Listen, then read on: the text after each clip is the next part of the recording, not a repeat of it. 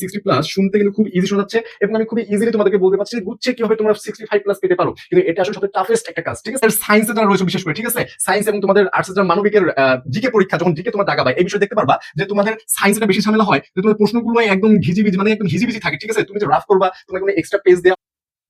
প্রিয় শিক্ষার্থীরা, আসসালামু আলাইকুম। তোমাদের গুচ্ছের একদম শেষ দিকে চলে এসেছে এবং এই সময় তোমাদেরকে প্যানিক কাজ করে যে ভাইয়া আমরা গুচ্ছে কিভাবে টপ এমসিকিউ দাগাতে পারি, মানে সর্বোচ্চ সংখ্যক এমসিকিউ কিভাবে দাগানো যায় এই বিষয় নিয়ে আমরা কথা বলি। এবং প্রশ্নপত্র নিয়ে তোমাদের একটু ঝামেলা হয়, এই প্রশ্নপত্র কিরকম হয় এই দুইটা বিষয় নিয়ে আজকে আমরা কথা বলবো। তো ফার্স্টে আমরা আলোচনা করবো যে গুচ্ছে কিভাবে তুমি 65 প্লাস অথবা 70 অথবা 60 প্লাস মার্কস তুমি পেতে পারো।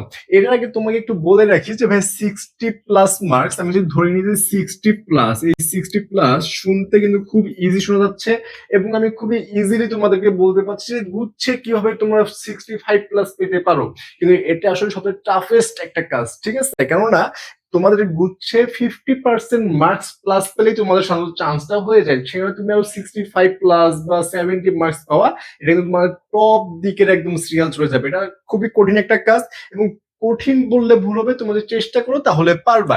কিছু ট্রিক্স আমাদেরকে ইউজ করতে হবে। এখন দেখো তোমাদের সময় এখানে থাকে 1 ঘন্টা এবং এমসিকিউ থাকে 100টা। আমরা যদি বাংলা ইংলিশ ডিকে নিয়েও আলোচনা করি, যে কোনো একটা ইউনিটের বিষয় নিয়ে আলোচনা করে তোমরা বুঝতে পারবা। আমরা ফার্স্টে দেখি যে বাংলা, এরপরে থাকে ধরো ইংলিশ, এরপর হচ্ছে জিকে। এখন এই যে তিনটা তুমি সাবজেক্ট দেখতে পাচ্ছ, এখন তুমি সায়েন্সের হও অথবা আর্টসের হও অথবা কমার্সের হও, তোমাদের সবার একটা স্ট্রং জোন থাকে। তুমি যে সবগুলো সাবজেক্ট সমান একাধারে সবগুলো পারবা এরকমটা আসলে হয় না। যে কোনো একটা দেখা যায় তুমি একটু বেশি পারো, যে কোনো একটা দেখা যায় একটু কম পারো, এরকমটা হয়। এখন তোমার সবচেয়ে ভালো স্ট্রং জোন কোনটা সেটা তোমাকে বের করতে হবে। আর্টস এর মধ্যে ম্যাক্সিমাম স্টুডেন্ট দেখা যায় যে বাংলাতে তাদের স্ট্রং জোন বেশি হয়। কি হয়, বাংলাতে স্ট্রং জোন বেশি হয় এবং গুচ্ছে আর্টসে থাকে মেবি 35, বাংলাতে, ইংরেজিতেও 35 এবং জিকেতে হচ্ছে 30। এখন এই 35 এর মধ্যে বাংলা ফার্স্ট পার্ট আছে আবার সেকেন্ড পার্ট আছে। তুমি বাংলা ফার্স্ট পার্ট এগুলো যখন দাগানো শুরু করো ভাইয়া, দেখবে যে বাংলা ফার্স্ট পার্ট এগুলো তুমি অনায়াসে, তোমার এখানে আগে এটা বুঝতে হবে সময় যেহেতু আছে 1 ঘন্টা অর্থাৎ 60 মিনিট, অর্থাৎ 60 মিনিট সময় আছে। এটা তুমি তার 20 মিনিট করে একটা করে সাবজেক্টে পাচ্ছ। বাংলা 20 মিনিট, ইংরেজি 20 মিনিট, জিকে 20 মিনিট। এখন যেটা তোমার স্ট্রং জোন, ধরে নিলাম যে বাংলায় তোমার স্ট্রং জোন, তাহলে তোমার বাংলায় 20 মিনিট লাগবে না, বাংলায় লাগবে 15 মিনিট। কয় মিনিট লাগবে? 15। আমি ধরলাম যে এখানে তোমার 20 মিনিট লাগতেছে, তুমি Bangla first part second part মিলে 20 মিনিটে দাগাচ্ছ। এবং জিকে, জিকে ভাইয়া তুমি যদি না পারো তাহলে তোমাকে এখানে 5 ঘন্টা, 5 আওয়ার্স দিয়েও লাভ নেই, 5 ঘন্টা দিয়েও লাভ নেই। এবং তুমি যদি পারো এটা তুমি 10 মিনিটে কাভার করে দিতে পারবা।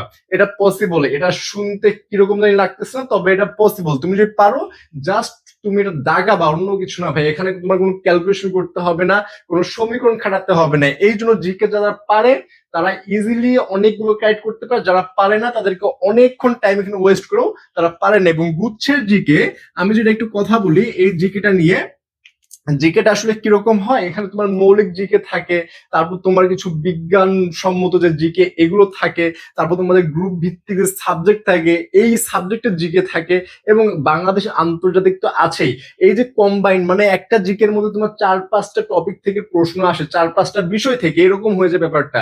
এই জন্য জিকেটা তোমার গুচ্ছের মধ্যে সবচেয়ে কঠিন একটা সাবজেক্ট তুমি ধরে নিতে পারো। ঠিক আছে, এই কারণে জিকের মধ্যে তোমার 20 পাওয়া কিন্তু অনেক টাফ হয়ে যায় এবং যারা 20 পাবে তাদের এখানে অনেক অ্যাডভান্টেজ পাবে ভাইয়া। ঠিক আছে, কারণ গুচ্ছের দিকে ম্যাক্সিমাম স্টুডেন্ট কত পায় ভাইয়া, ম্যাক্সিমাম স্টুডেন্ট আমরা যতগুলো শুনেছি মানে শুনতে পাই, দেখা যায় যে 14, 15, 12 এরকম করে পায়, মানে 20, 22 এগুলো খুব কম সংখ্যক স্টুডেন্ট পায়। এজন্য তুমি যে 18, 20 পেয়ে যাও এখানে তুমি এনাফ ধরে নিতে পারো ভাই, কারণ জিকেটা আসলেই গুচ্ছের মধ্যে কঠিন হয়। বিগত সাল যদি তুমি দেখো বুঝতে পারবা। ঠিক আছে, এটা এগুলো জিকের কথা। জিকেটা আমরা কমেন্ট করতে পারলাম যে 20টা তুমি কারেক্ট করতে হবে এবং তুমি এখানে 15 মিনিট টাইম নিলে ভাই এনাফ।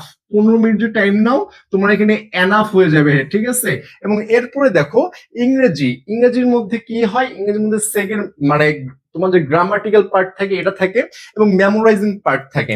এখন এই গ্রামাটিক্যাল পার্টকে তুমি যদি খুব হার্ড করে নাও তাহলে দেখবে যে হার্ড লাগবে, কিন্তু এই গ্রামাটিক্যাল পার্ট তোমার ভাই এটা আসে কই থেকে ভাইয়া, এটা তুমি এইচএসসি তে পড়ছো। ঠিক আছে, এইচএসসি যারা বেসিক ক্লিয়ার এবং এই এডমিশনের জন্য পড়তেছো, ম্যাক্সিমাম এমসিকিউ তার গ্রামাটিক্যাল পারবে, হয়তো বা দুই একটা দেখা যাবে যে একটু ক্রিটিক্যাল হয়ে গেছে বা এক্সেপশনাল হয়ে গেছে, সেটা হিসাব আলাদা, কিন্তু তারা পারবে এবং মাথা যদি খাটাতে পারে তারা অবশ্যই পারবে।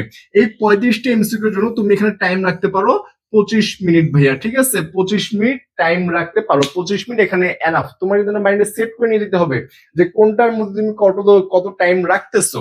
ফার্স্টে তুমি বাংলা দাগাই ফেলবা, সেকেন্ডে জিকে দাগাই ফেলবা, ঠিক আছে? এবং জিকে টাফ হলো তুমি কারেক্ট করার চেষ্টা করবা 18 থেকে 20টা।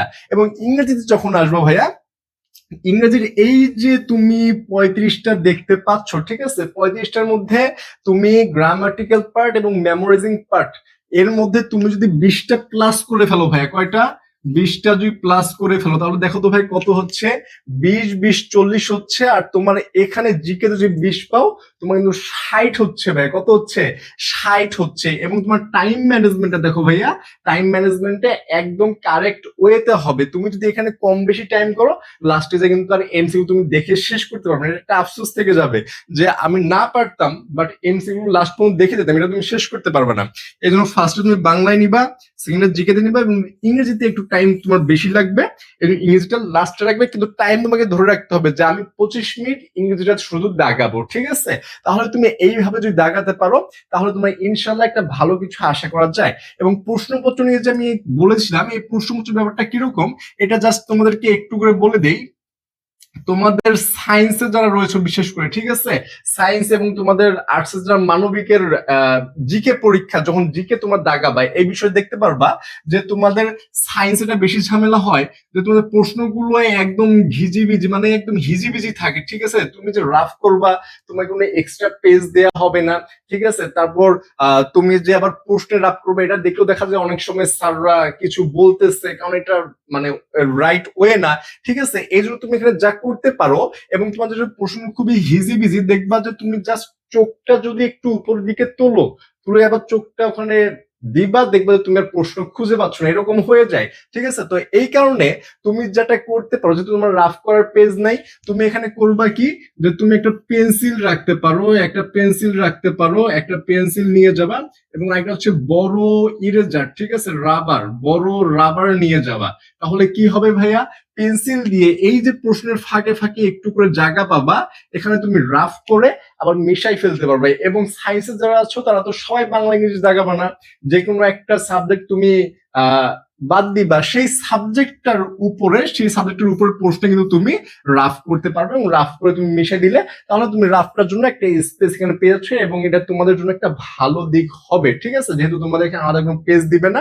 তো এই ব্যাপারগুলো তুমি গুচ্ছ যদি এভাবে তুমি পড়াশোনা এখনো যদি করে থাকো, এবং যে এই যে সময় ম্যানেজমেন্ট, টাইম ম্যানেজমেন্ট তুমি করতে পারো, তাহলে ইনশাল্লাহ একটা ভালো কিছু আশা করা যায়। তবে আমি মুখে যদি বলি 65+, এটা আসলে খুবই টাফ ব্যাপার, কারণ তোমরা যারা পড়াশোনা করেছো এবং পরীক্ষা হলে ওই যে 1 ঘন্টা, ওই 1 ঘন্টা যাদের মাথাটা কাজ করবে, প্রপার ওয়েতে কাজ করবে, ফাংশন করবে, তারা কিন্তু একটা ভালো মার্কস পেতে পারবে, ঠিক আছে? এবং যারা 60+ পাবে ভাইয়া, তারা ইনশাল্লাহ ভালো ভালো ভার্সিতে ভালো ভালো সাবজেক্ট পাবে, এটা আশা করা যায়, এটা বিগত সালেও হয়ে এসেছে।